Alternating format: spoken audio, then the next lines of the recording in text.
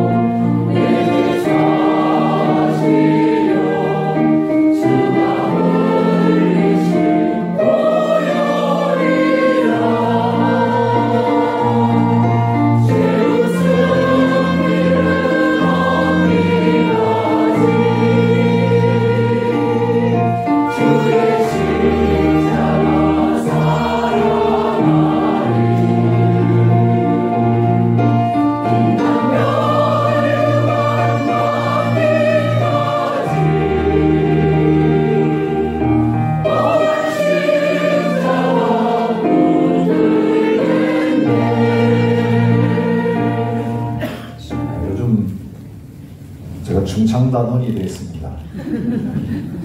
창립기념주일에 남성 중창단에서 찬양을 하는데 베이스가 필요하다고 해서 주일 아침에도 와서 연습하고 주중에도 연습하고, 제가 목이 쉴 일이 거의 없는데 내 목이 왜 쉬었나? 바로 그것 때문입니다. 중창단 하면서 참 좋은 찬양하는 데 있어서 무엇보다 중요한 게 박자다, 그걸 느끼고 있습니다. 이 남현철 전도사님께서 선택하신 두 번째 곡이 얼마나 박자가 숨도 못 쉴 정도로 빠른지요. 시니어들은 따라가기 어려워요. 저는 따라가는데 저 옆에 계신 두 분은 따라가기 어려워요. 그래서 여러분, 좋은 음악이 나오려면 제일 중요한 게 뭡니까? 가사 정확하게 불러야 되고, 음정도 정확하게 내야 되고, 그 다음에는 박자를 정확하게 지켜야 됩니다. 이 박자가 제대로 안 나오는 걸 뭐라 그럽니까? 엇박자라고 합니다. 엇박자가 나오면 다른 사람들이 아무리 박자 잘 내도 좋은 찬양이 될 수가 없죠. 우리 믿음의 삶도 그런 것 같습니다. 우리는 하나님과 동행하는 삶을 살고 있습니다. 우리 아버지 하나님과 예수님과 성령님과 우리가 함께 동행하는 것입니다. 그런데 동행이 잘 되는 것은 아름다운 하모니를 이루어내면서 우리의 삶이 하나님께 드리는 찬양과 같은, 예배와 같은 그런 삶을 사는 겁니다. 여러분, 하나님과 우리 사이에 영적인 엇박자가 되면 불협화음이 생겨요. 뭔가 깨지는 것 같아요. 뭔가 평안이 없어요. 근데 다른 데서 원인을 찾으면 안 됩니다. 여러분, 가정 안에서 그런 어려움이 있을 수 있어요. 교회 공동체 안에서 불편함이 우리에게 있을 수 있어요. 우리 세상에 나가 살면서 내 마음에 뭔가 조화를 잃어버리고 하모니를 잃어버린 일이 일어날 수 있어요. 가장 중요한 이유는 무엇입니까? 하나님과 우리 사이에 뭔가 엇박자가 나고 있기 때문입니다. 하나님 아버지의 소원을 이루어드려 주십시오. 오늘 겟세마네 동산에서 주님이 기도하시고 이제는 십자가에 죽으시기 위해서 당당하게 체포당하시는 이 장면을 저희들에게 보여주시면서 하나님이 저와 여러분들을 이제는 부모의 자리에서, 할머니 할아버지의 자리에서 우리 아버지 하나님 한 분 모시고 아버지와 함께 보조를 맞추어서 살아가야 될 자녀들의 자리로 부르고 계십니다. 여러분, 가정생활을 하시면서 자녀들 다 키워보셨잖아요. 이미 다 커서 떠나보내신 분들도 있고 떠나가야 되는데 아직도 안 떠나가는 그 자녀들 때문에 마음을 볼 때마다 아파하시는 분도 있습니다. 근데 문제는요, 이 세대 차가 만만치 않다는 거예요. 한 집에 사는데 내가 키운 자식인데 부모와 자녀 사이에 사실은 전혀 뜻이 다르고 소원이 다른 그런 자리에 서는 경우가 많이 있는 것 같습니다. 설교 준비하면서 트로트 좋아하는 한 분이 직접 작곡, 작사해가지고 자기가 또 직접 불러가지고 유튜브에 올려놓은 부모의 소원이라고 하는 노래를 알게 되었습니다. 별로 크릭도 없어요. 여러분, 뭐 아무도 안 봐도 그렇게 올리면 제 맛에 사는 것 같아요. 부모의 소원 뭔가 싶어서 가사를 봤더니 재밌습니다. 우리 가운데 여기 공감하시는 분 있을 거예요. 아들아 장가 좀 가거라. 남들은 시집장가 잘도 가는데 뭐가 그리 바쁘다고 연애도 못하냐. 부모의 소원은 하나뿐이야. 손주 한번 안아보게 해다오. 친구들은 속도 모르고 묻는다. 잘생긴 아들내미 올해는 장가 다냐고. 이게 1절이고요. 2절은 공주야 시집 좀 가게. 근데 이게 부모의 소원이에요. 그죠? 근데 10년 전에 중앙일보에 난 기사 하나가 있었어요. 캐나다에서 이민 생활하는 가정의 현장, 특별히 2세들을 인터뷰해가지고 1세와 2세 사이에 어떤 어려움이 있는지, 부모의 생각하고 자식의 생각이 이렇게 다르다 하면서 특별히 자녀들이 그 한국 부모 밑에 살면서 겪는 어려움에 대해서 써놓은 걸 봤습니다. 1.5세인 한 자매가 이런 고백을 했어요. 요즘 들어 어머니와 대화가 부쩍 줄어들었습니다. 어머니의 원치 않는 훈계 때문입니다. 이제 30을 앞두고 있는데도 여전히 10대 소녀 취급하듯 결혼은 언제 할 거냐. 그러다 좋은 시절 다 놓치고 늙는다. 이 어머니의 잔소리에 지쳤다는 것입니다. 요즘 같아서는 독립을 하고 싶다는 생각이 더 크다고 하소연을 합니다. 근데 재미있습니다. 근데 정씨를 불편하게 만드는 분은 어머니뿐이 아닙니다.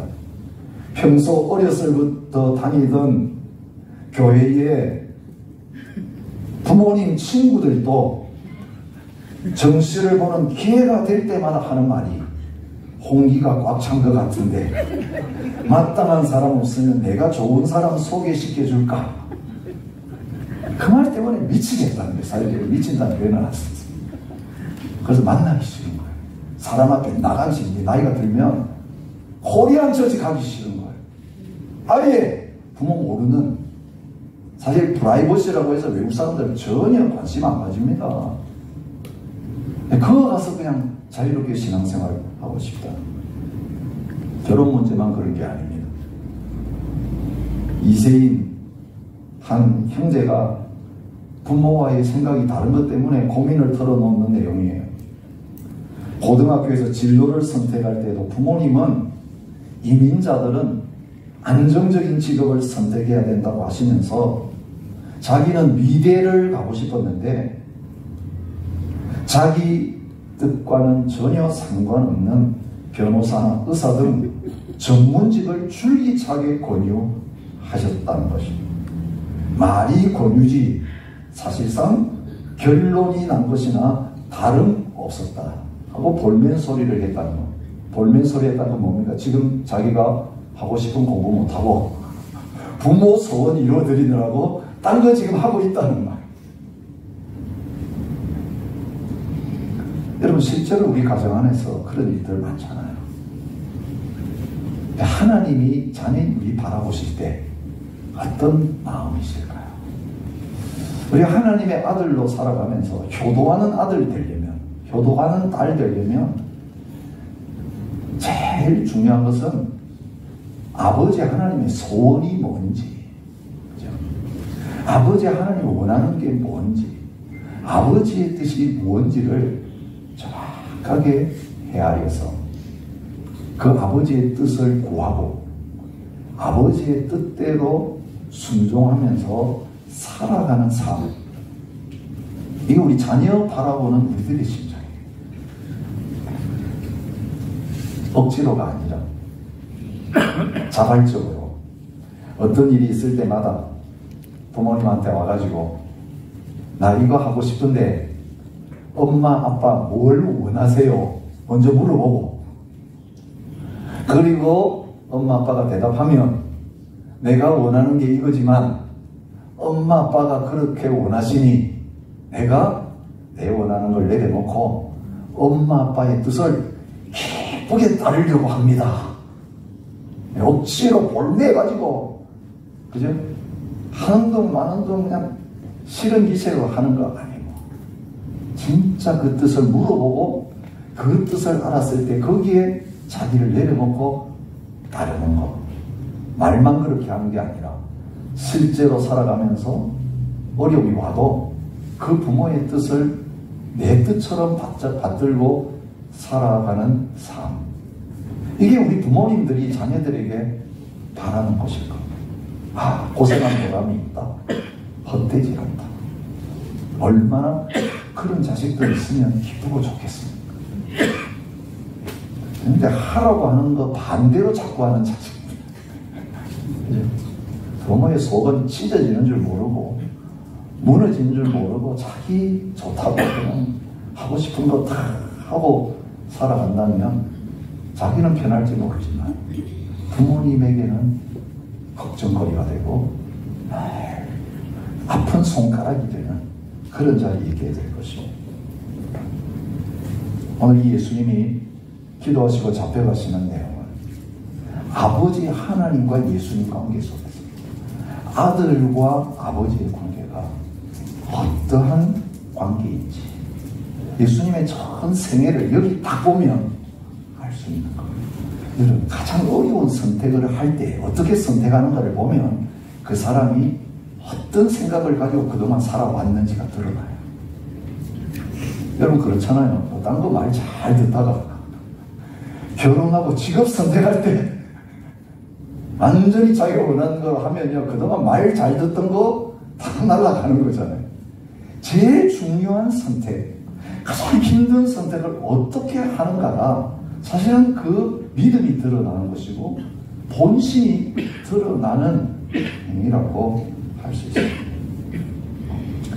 요한복음에 보면 예수님께서 이 땅에 오셔서 살아가시는 가운데 아버지의 뜻, 아버지의 소원을 이루기 위해서 오셨고 모든 것을 행하고 계신다는 것을 공개적으로 선언하고 계시는 걸 우리가 볼 수 있습니다. 요한복음 4장 34절입니다. 예수께서 이르시되 나의 양식은 나를 보내신 이의 뜻을 행하며 그의 일을 온전히 이루는 이것이니라.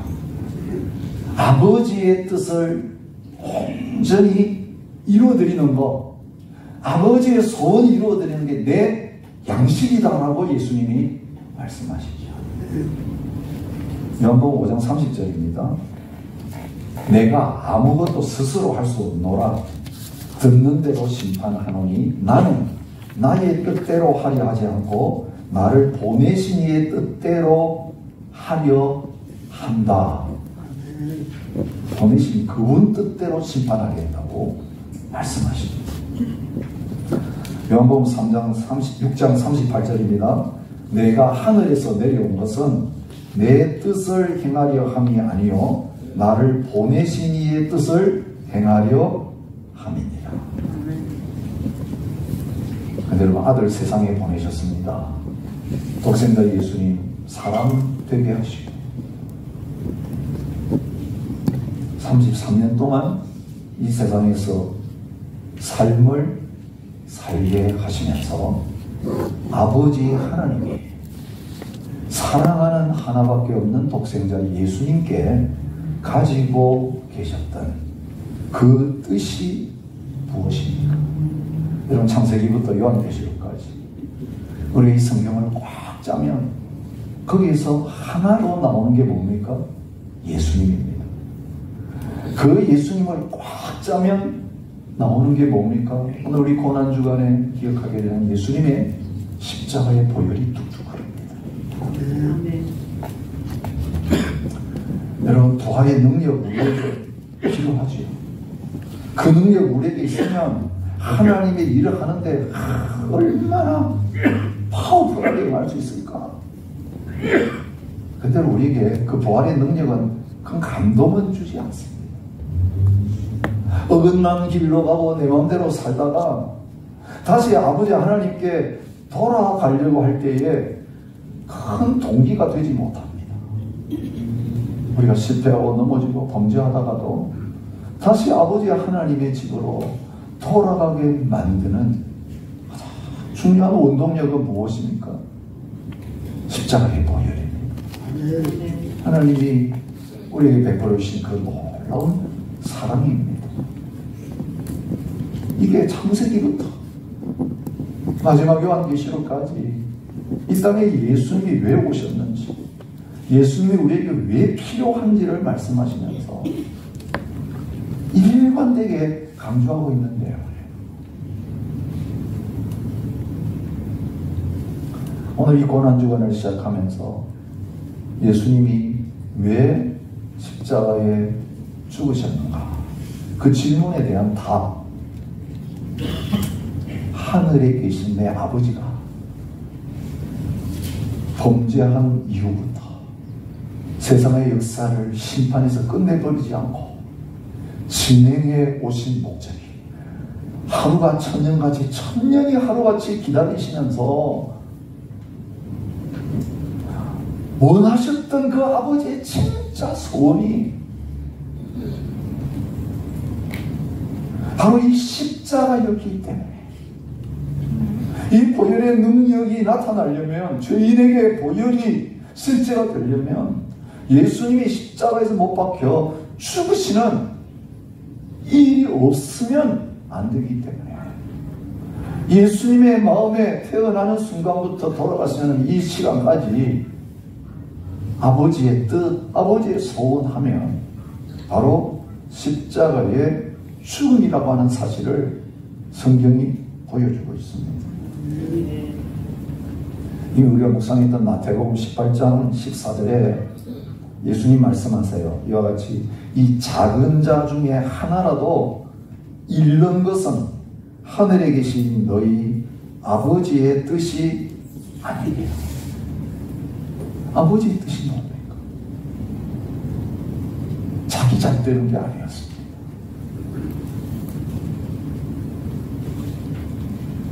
여러분, 우리 부모님들이 사실 어버이날, 어머니날, 아버지날 돼서 자녀로부터 질문 당할 때가 있죠. 어떤 질문을 자녀들이 합니까? 엄마, 아빠, 뭐 원하세요? 그러면 어떤 답을 하세요? 예, 우리 외국에 오래 사신 분들은 아주 현실적이고 솔직한 답을 합니다. 그냥 돈 가져오느라 고민하지 마. 내가 알아서 살게. 네. 근데 이건 좀 제대로 된 부모 아니죠. 진짜 대부분 한국 부모님들, 여러분 우리의 부모님들은 어떻게 하셨어요? 그렇게 물으면 아무것도 필요 없다. 너희 잘 되면 괜찮아. 아이고 뭐 추석 명절이고 바쁜데 꼭 안 와도 돼. 그죠? 속은 그렇습니까? 안 그렇습니까? 꼭 오라는 말을 하면서도 자식들이 물어보면 그런 대답하는 것이 부모의 심정입니다.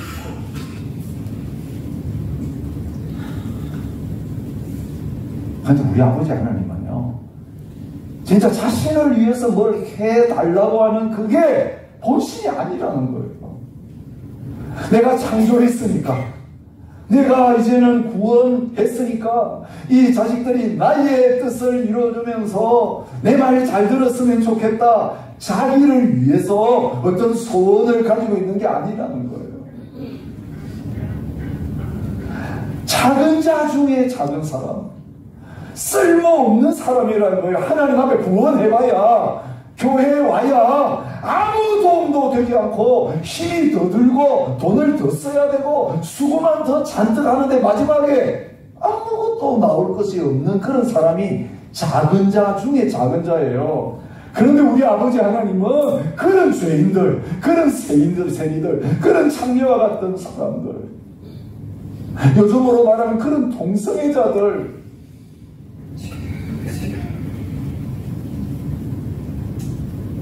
말종 취급받는 그런 사람 하나도 잃어버리지 않고 구원받았으면 좋겠다. 우리들이 잘 되기를 하나님 아버지는 더 원하고 계신다는 거예요. 요한복음 6장 39절부터 40절 이렇게 말씀하세요. 나를 보내신 이의 뜻은 내게 주신 자 중에 내가 하나도 잃어버리지 아니하고 마지막 날에 다시 살리는 이것입니다. 내 아버지의 뜻은 아들을 보고 믿는 자마다 영생을 얻는 이것이니 마지막 날에 내가 이를 다시 살리리라. 아버지의 뜻 가지고 예수님이 이 땅에 오셨습니다. 아들을 보고 믿는 사람은 다 구원받고 살게 되는 이 놀라운 계획을 아버지가 가지고 아들을 보냈는데, 아들 역시 그 아버지의 마음을 품고 믿는 자 다 영생은 행함으로가 아니라 오직 믿음으로 십자가 통해서 영생 얻는 그 자리에 서는 것, 예수님의 한평생 살아가시면서 품으셨던 아버지의 마음과 아버지의 소원이었다는 것입니다. 요한복음 10장 17절부터 18절에 말씀하세요. 내가 내 목숨을 버리는 것은 그것을 내가 다시 얻기 위함이니 이로 말미암아 아버지께서 나를 사랑하시느니라.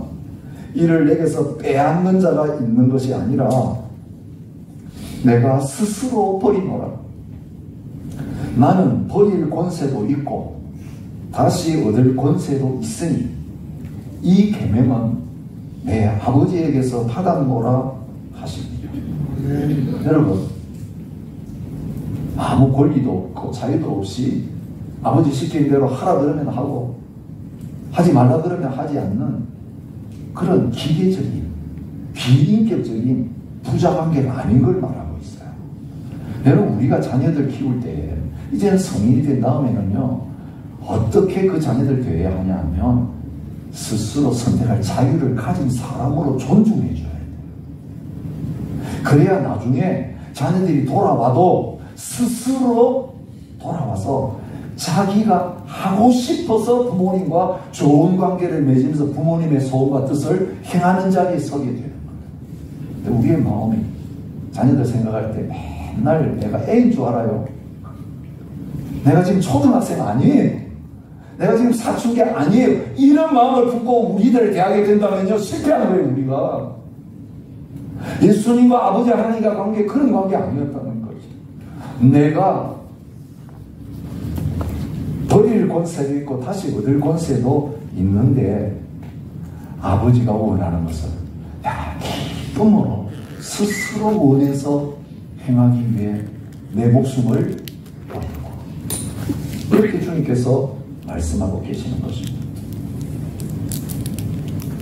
근데 그 아버지의 뜻을 알고 아버지 시키는 대로 아버지가 가장 원하시는 잃어버린 영혼, 지극히 작은 자 중에 하나도 구원받지 못하고 멸망당하지 않고 구원받는 자리에 서도록 하기 위해서 이제 주님이 결정적으로 가시지 않으면 안 되는 십자가의 길이 눈앞에 있습니다.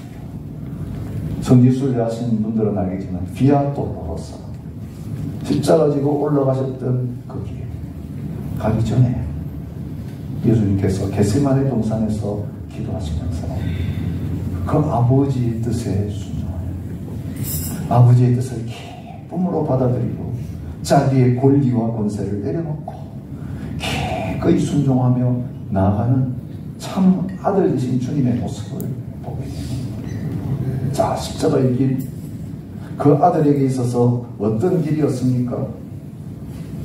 아무 수고 없이, 아무 대가 지불 없이 편안한 마음으로 노래하면서 갈 수 있는 길이 아니었던 것을 오늘 이 본문 시작하면서 주님이 보여주고 계십니다.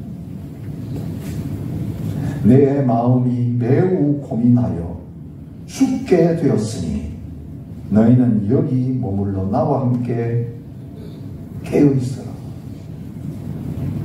여러분, 예수님 고민이 가득 차신 모습이었어요. 예수님 이런 모습 거의 안 보여주셨어요. 어떤 어려움이 오도 예수님 걱정하시는 게 없으셨어요. 근데 예수님의 모습, 그 얼굴에는 고민이 가득하십니다.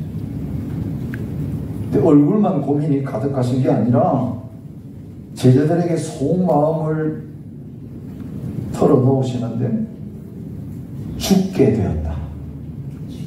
죽을 지경이라는 거. 여러분, 우리가 생각할 때에 예수님의 십자가의 죽음, 그 죽는 게 뭐가 힘드냐?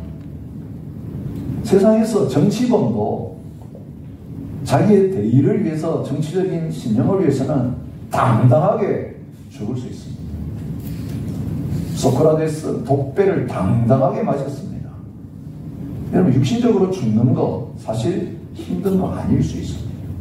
근데 예수님이 왜 고민해서 그 십자가 앞에 두고 죽게 되었다고 제자들에게 나 위해서 좀 기도해 달라고, 좀 풀어서 나 좀 도와달라고 하시는 자리까지 내려갔냐? 여러분, 창세전부터 영원토록 맺어오던 아버지의 하나님과 아들 사이의 그 친밀한 관계가 십자가의 죽음, 우리 죄 때문에 대신 죽는 그 일 때문에 완전히 끊어지고 단절되는 그 일, 모든 사람의 죄를 대신 짊어지심으로 말미암아 육체적으로 죽는 것으로 끝나지 않으시고 아버지 하나님과의 영적인 교제가 완전히 끊어지는, 그것이 예수님에게 있어서는 가장 큰 고민이고 가장 큰 고통이고 가장 큰 아픔이었던 것을 보게 됩니다. 육신적인 죽음이 아니라 영적인 죽음. 그걸 아셨기에 이 길을 가는 그것이 결코 수월하게 갈 수 있는 길이 아닙니다. 하나님 앞에 나와서 씨름하지 않으면 안 되는 겟세마네 동산의 기도가 있어야 했다는 것입니다. 여러분, 기도의 내용도 보십시오. 여러분, 예수님으로서, 아들로서 아버지의 뜻을 받들면서 아버지하고 사실 씨름하는 것처럼 보이는 모습이 나와요. 뭐라고 기도하십니까? 아버지여, 내 아버지여, 만일 할만하시거든 이 잔을 내게서 지나가게 하옵소서. 할만하시거든 이 잔을 내게서 지나가게 해 주십시오. 이게 예수님의 기도의 시작이었습니다. 그 잔이 어떤 잔입니까? 아버지께서 마시라고 주신 그 잔이 어떤 잔입니까? 십자가에서 우리의 모든 죄를 인하여서 받아야 될 진노와 형벌이 다 담겨있는 그 죽음의 잔이 바로 예수님이 십자가에서 죽으시면서 마시신 잔입니다. 저주의 잔입니다. 멸망의 잔입니다. 오늘 또 성찬식 행하겠지만 바로 이 기도하기 전에 마지막 만찬을 행하면서 제자들에게 잔을 나눠주시면서 말씀하신 잔입니다. 뭐라고 하십니까? 이 잔은 죄 사함 얻게 하려고 많은 사람을 위하여 흘리는 바 나의 피, 곧 언약의 피니라. 나의 생명을 쏟아붓는 그 잔. 나는 저주받고 형벌받아서 그 생명을 쏟아부었는데 그 피가 마시는 자들에게는 영원한 생명을 주는 잔이 되게 하시기 위해서 십자가에서 먼저 받아 마시신 심판의 잔인 것을 말해주고 있습니다. 여러분, 그 고통을 저희들은 헤아릴 수가 없어요. 그런데 아버지, 할만하시면 이 잔 나에게서 좀 옮겨서 다른 사람이 받든지 다른 방법으로 이 문제 해결하면 안 됩니까? 하신 다음에 주님은 이런 기도를 하십니다. 그러나 나의 원대로 마시옵고 아버지의 원대로 하옵소서. 이게 기도의 핵심이에요. 우리 기도에 대해서 공부하고 계시잖아요.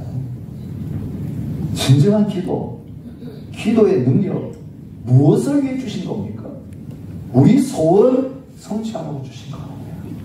우리 하고 싶은 거 기도를 핑계대 가지고 떼써서 얻으라고 주신 기도가 아니라는 거죠. 아버지 하나님의 뜻 구하면 이루어 주신다고 하셨기에 그 아버지의 소원, 아버지의 뜻, 아버지가 원하는 것 이루는 방법이 기도였기 때문에 저희들이 기도의 놀라운 특권과 능력을 허락해 주셨다는 것이죠. 예수님 기도의 현장에서 그걸 몸으로 보여주셨어요. 자기의 소원이 있었습니다. 여러분, 내 소원 없는 짐승과 같은 자동으로 뭔가 시키면 뚝뚝 해내는 그런 분이 아니셨어요. 예수님에게도 이 고난이 얼마나 크고 힘들었는지 피하고 싶은 마음이 있어요. 내 아버지의 뜻 분명하다면 내가 하고 싶은 거, 나에게 원하는 거 내려놓고 아버지의 뜻에 순종하려고 합니다. 그렇게 하게 해주세요. 내 입으로 안 돼요. 아버지 도와주세요. 어떻게 도와주셨어요? 여기는 안 나오지만 누가 보면 천사가 와가지고 힘을 도왔어요. 그 싸움과 씨름을 도왔어요. 땀이 핏방울이 되도록. 여러분, 그 기도가 그냥 하는 기도가 아니에요. 여러분, 제일 힘든 게 뭐냐면 내 뜻을 내려놓는 게 제일 힘들어요. 우리 부부 관계에서도 그렇고 부모와 자녀 관계에서도 그렇고 내 뜻을 내려놓으면 다 편한데 내 거 그냥 포기하면 편한데 이게 안 내려놓아져가지고 사실 힘든 거예요. 우리 인생이 하나님과의 관계도 마찬가지예요. 내 뜻만 내려놓으면 그냥 일사천리로 아버지의 뜻이 이루어질 건데 알면서도 내 뜻이 안 내려놓아지는 거예요. 그러게 이건 내 힘으로는 안 되고 하나님 앞에 구해야 돼. 성령의 도우심이 필요해요. 그래서 그렇게 기도하십니다. 여러분, 한 번이 아니죠. 3번을 기도하십니다. 두 번째 기도는요, 조금 달라졌어요. 뭐라고 달라졌습니까? 한 번 기도하고 나니까 두 번째 기도는 이렇게 바뀝니다. 내 아버지여, 만일 내가 마시지 않고는 이 잔이 내게서 지나갈 수 없거든 아버지의 원대로 되기를 원하나요. 뭡니까? 뭘 알았습니까? 마시지 않고는 안 지나간다는 것을 그 첫 번째 기도의 실험 현장에서 캐치한 거예요. 지나가게 하옵소서, 이게 기도였어요. 그런데 지나갈 수 없거든. 이제 받아들이세요. 그러면서 아버지의 원대로 되기를 원하나이다. 자기 뜻을 내려놓으면서 기도하세요. 그걸로 충분하지 않았어요. 세 번째 뭐라고 기도하십니까? 그들을 두시고 나아가 세 번째 같은 말씀으로 기도하십니다. 여러분, 우리의 뜻이 정해졌다고 할지 내 힘으로는 그 뜻을 이룰 수 없는 것을 알기에 아버지의 뜻대로 나를 받으셔서 붙잡으셔서 마음껏 써주십시오.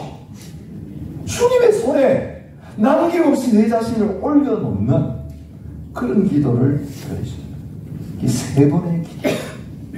여러분, 베드로는 세 번 예수님도 부인할 수밖에 없어요. 아버지의 뜻 무시하고 아버지 부인하고 자기가 원하는 거 할 수 있는 자리에 있었지만 세 번의 자기를 부인하는 기도를 하나님께 드리셨기 때문에 당당하게 순종의 길을 향하여 나아갈 수 있었던 것입니다. 그 기도의 자리에서 내 뜻, 내 의지, 내 소원 내려놓아 내 뜻을 십자가에 먼저 못 박았기 때문에 이제는 환경 속에 실제로 져야 될 십자가를 향해서도 나갈 수 있게 된 거예요. 여러분, 가룟유다가 와서 예수님을 체포합니다. 예수님께서 뭐라고 하십니까? 친구여, 내가 무엇을 하려고 왔는지 행하라. 우리 같으면 기도한 다음에 그렇게 하기로 결정했어요. 근데 그 사람 얼굴을 딱 보니까 어때요? 친구여 말이야. 또 옛날에 향해 마음이 확 뒤집어져요. 이 가룟유다 이거 얼마나 뻔뻔스러워요. 예수님 가지고 입을 맞추면서 팔아넘게 돼. 그죠? 3년 동안 따라다 놓고 그 마음과 행한 일을 다 아시는 예수님이 그 얼굴 따고서 가증스럽게 입 딱 맞출 때 바로 뒤집어지셔가지고 친구의 반열에 있는 이 나쁜 놈아 썩 꺼져라. 여러분, 이게 우리의 마음이에요. 우리의 실패하는 현장이 그거예요. 근데 기도의 자리에서 온전히 내 자신을 내려놓으면 순종의 자리에 나갈 때 이 기도가 제대로 됐는지 안 됐는지는 삶에서 그런 원수를 만날 때에 내가 어떻게 반응하는가에 따라 나와요. 예수님, 너 하려고 하는 대로 다 해내라. 하나님께 나의 삶을 드리면 사람들 앞에도 내 살 먹어라, 내 피 마셔라, 나를 마음껏 먹고 마시고 너 하고 싶은 대로 다 해라. 그렇게 나를 떡으로, 나를 잔으로 내놓을 수 있는 자리에 서게 되는 것. 우리의 남은 삶이 그런 삶이 될 수 있기를 축복합니다. 다 뜯어 먹어라. 다 뱉게 먹어라. 다 털고 먹어도 괜찮다. 어차피 우리 다 벗겨질 거예요. 하져봐야 다 바닥 날 거예요. 근데 여러분, 이거를 주를 위해서, 하나님의 뜻을 위해서 내놓는 것과 내가 붙잡고 하려다가 뺏기려면 전혀 달라요. 누가 나에게서 빼앗아 가는 게 아니라 내가 스스로 버리노라. 예수님 그렇게 하셨기 때문에 너 하고 싶은 대로 해라 말씀하십니다. 베드로가 말리려고 하는데도 오히려 그 칼을 멈추게 하십니다. 너가 만약 그렇게 나 하고 싶은 대로 다 해버리면, 이 베드로의 모습이 어떤 모습입니까? 기도하라 그러는데 기도는 안 하고 자다가 깨어가지고 땡짓하는 모습. 변화산에도 자다가 일어나가지고 엉뚱한 소리 했죠. 일어나서 일어나가지고 일어나서. 지금 기도하다가도 깨어가지고 어이구 뭐야 이거 하면서 칼부터 빼는. 여러분, 칼은 미움이에요. 칼은 복수예요. 예수님은 지금 자기 자신을 내놓으려고 하는데 칼 들고 막혔다고요? 하나님께서 하시는 일을 우리의 감정과 우리의 열심 가지고 막는 자가 될 수 있는 것이 우리구나. 가룟유다만이 아니라 베드로 역시 아버지의 뜻을 몰라도 너무 모르는 사람 중에 한 사람이구나. 그러니 결국 세 번이나 예수님 모른다고 부인하는 자리에 갈 수밖에 없는 것을 보여주세요. 그래도 제자들 중에는 그래도 괜찮네. 내가 잡혀가는데 그래도 칼이라도 빼들고 흉내라도 냈으니까 누구를 잘랐어요? 말고의 귀밖에 못 잘랐어. 심장을 잘라서 한 사람 죽였다 이러면 모르는데 충성한다고 잘랐는데 칼 연습을 제대로 좀 하지. 그죠? 이 제대로 된 자객은요 정확하게 딱 심장을 딱 한 번으로 심장 쪼개고 끝내. 근데 이거는 제대로 연습도 안 하고 그냥 열심으로만 휘둘러 가지고 귀밖에 못 잘랐어. 주님 받으세요. 그러면서 가장 중요한 말씀을 하세요. 왜 그렇게 맥없이 창피하게 배신당하고 끌려다니시는가? 십자가에서 그 부끄럽게 죽으시는가? 내가 만일 12군단 되는 천사 보내가지고 저 사람들 다 전멸시켜버리면 그렇게 할 수 있는데 만약 그렇게 해버리면 이런 일이 있으리라 한 성경이 어떻게 이루어지겠느냐. 산상보에서 예수님 말씀하셨어요. 내가 온 것은 율법이나 선지자를 폐하러 온 줄로 생각하지 말라. 폐하러 온 것이 아니요 완전하게 하려 합니다. 어떻게 이루어지겠느냐. 그게 완전하게 하려 하면 그 같은 단어예요. 하나님 아버지께서 구약 성경에 못 박아가지고 메시아는 고난받는 메시아다, 죄인을 위해 죽는 메시아다, 그 성경 선지자들 통해 다 예언해 놓으셨는데 나는 아버지의 뜻을 순종하는 것만이 아니라 성경 말씀 순종하면서 말씀대로 이 길을 걸어간다. 그걸 보여주세요. 우리 아버지 하나님이 직접 아들아 딸아 이거 해라 그러신다면 우리 얼마나 기쁨으로 순종할 수 있겠어요? 그렇게 하지 않으셨어요. 이미 말씀을 다 알려주셨어요. 그래서 매일매일 말씀 묵상하는 거 참 중요합니다. 하나님 말씀에 귀를 기울여 듣는 거 참 중요합니다. 왜? 기록된 성령의 감동으로 기록된 말씀을 통해서 지금 우리에게 말씀하시는 분이 아버지 하나님이시기 때문에 그래요. 지금도 이 예배 가운데 여러분에게 말씀하고 계시는 거예요. 그 말씀이 내 생각과는 달라도 아버지 하나님이 이 말씀대로 이루기를 원하신다면 그 말씀의 길을 나는 걸어가기를 원한다. 그게 예수님의 말씀이에요. 이렇게 된 것은 선지자들의 글을 이루려 함이니라. 제자들 버리고 도망가는 것까지, 부인하는 것까지, 십자가에 죽는 것까지 말씀에 다 기록되었기 때문에 그 말씀을 순종하면서 묵묵히 순종의 길을 걸어가고 계시는 아들의 모습을 보게 되는 것입니다. 여러분 이제 이 아들을 통해서 저와 여러분을 구원해 주셨습니다. 아들이 마신 그 잔이 우리에게는 생명의 잔이 됩니다. 우리가 이 성찬 세경하면서 우리에게 나누어지는 떡조가리 하나, 우리에게 나누어지는 그 포도주 잔 하나, 이미 우리가 받아 마신 잔이에요. 예수님 믿을 때에 영원한 생명과 구원을 허락하신 떡과 잔이에요.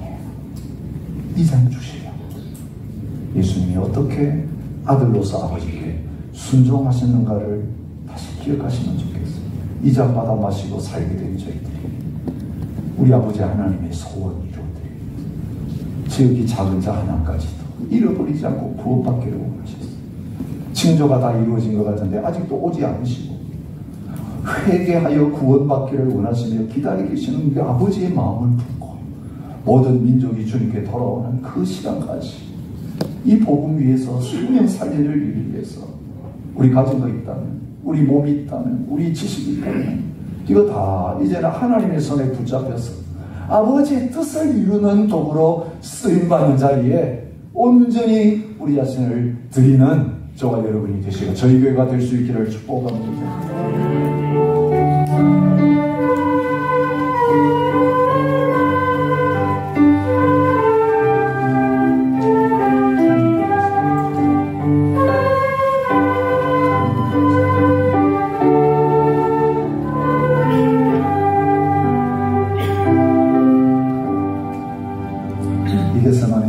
주님이 함께 나아가는 저희들 되게 하여 주옵소서. 믿음으로 예배를 드렸고 우리 자신을 드렸습니다. 이 믿음으로 귀한 예물 주님 앞에 올려드렸습니다. 지극히 작은 자 하나에게까지 복음이 증거되게 하여 주실 뿐만 아니라 지극히 작은 자 하나를 주님을 섬기는 것처럼 섬기며 대하는 저희들의 삶이 되게 하여 주옵소서. 이제는 우리 주 예수 그리스도의 크신 은혜와 아버지 하나님의 무한하신 사랑과 성령의 교통하심이 아버지의 소원을 이루어드리는 아들, 딸들이 되기를 원하며 순종의 자리로 나가는 모든 자녀들과 교회 위에 이제로부터 영원히 함께 있을지어다.